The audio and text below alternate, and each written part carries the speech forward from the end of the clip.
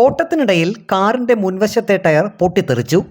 എതിരെ വരികയായിരുന്ന police patrolling സംഘം പോലീസ് വാഹനം നിർത്തിയിറങ്ങി ടയർ മാറാൻ ഡ്രൈവറെ സഹായിച്ചു.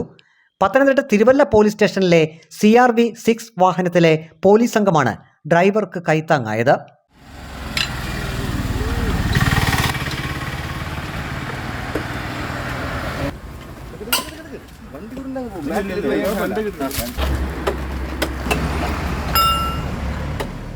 പത്തനംതിട്ടയിൽ നിന്നും കോട്ടയത്തേക്ക് കാറിൽ പോവുകയായിരുന്നു അച്ഛനും അമ്മയും മകനും അടങ്ങുന്ന കുടുംബം.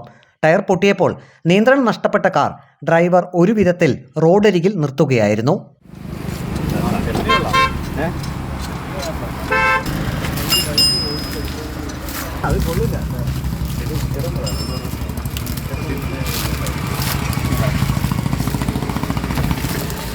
കട്ട് ചെയ്തല്ലേ കൈ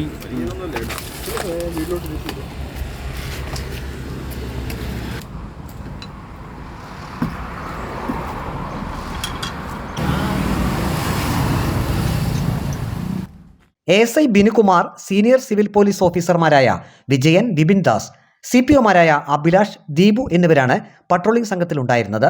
ടയർ മാറ്റിയിട്ട ശേഷം പോലീസ് സംഘത്തോട് നന്ദിയും പറഞ്ഞാണ് കുടുംബം യാത്ര തുടർന്നത്.